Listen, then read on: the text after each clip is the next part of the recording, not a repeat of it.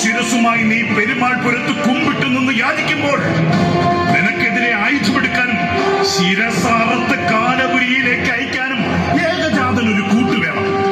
നമുക്ക് നേരെ വരുന്ന വാൾമുനകളെ സമർത്ഥമായി നേരിടാൻ നമുക്കൊരു പരിചയ വേണം. അതിനായി എന്റെ പൊന്നനുജനെ ഏകജാതനങ്ങ് കൊണ്ടുപോവാ.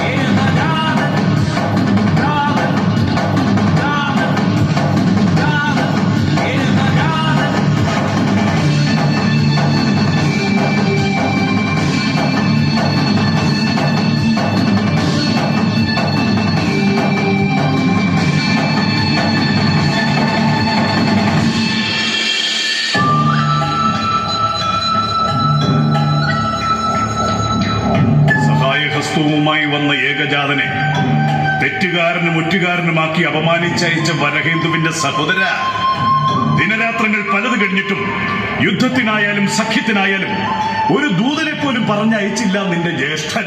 സ്വന്തം അനുജൻ ജീവിച്ചിരിക്കുന്നുവോ എന്ന് പോലും അറിയാൻ. സംഭവിച്ചതൊക്കെയും വിധിയെന്ന്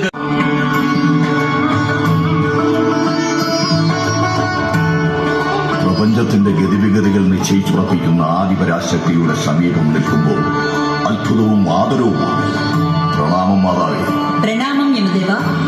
മഹോന്നതമായ സുഹൃതങ്ങളുമായി മാനവകുലത്തിലെ ശ്രേഷ്ഠ ജന്മങ്ങൾ നമ്മുടെ ഏവരുടെയും ഹൃദയം തൊടുമ്പോൾ അനുഗ്രഹമായും അവതാരമായി നിറയേണ്ടത് നമ്മുടെ നിയോഗമാണെന്ന് യമദേവനും അറിവുള്ളതാണല്ലോ.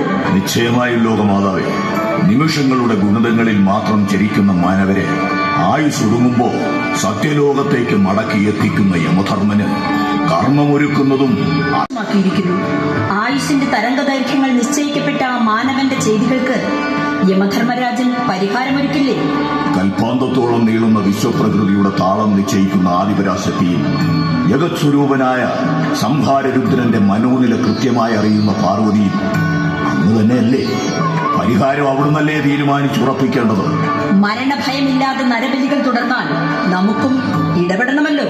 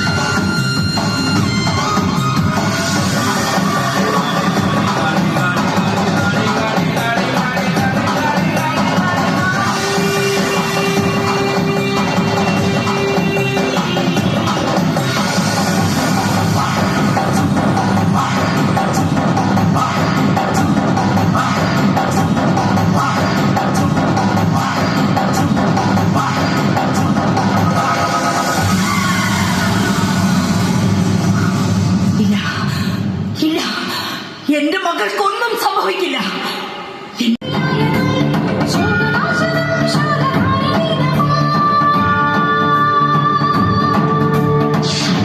മകളെ, അലിവ് നിറഞ്ഞ നിന്റെ ജപങ്ങളും വിലാപങ്ങളും നമ്മുടെ കാതുകളിൽ സുവ്യക്തമാണ്. യമദേവ,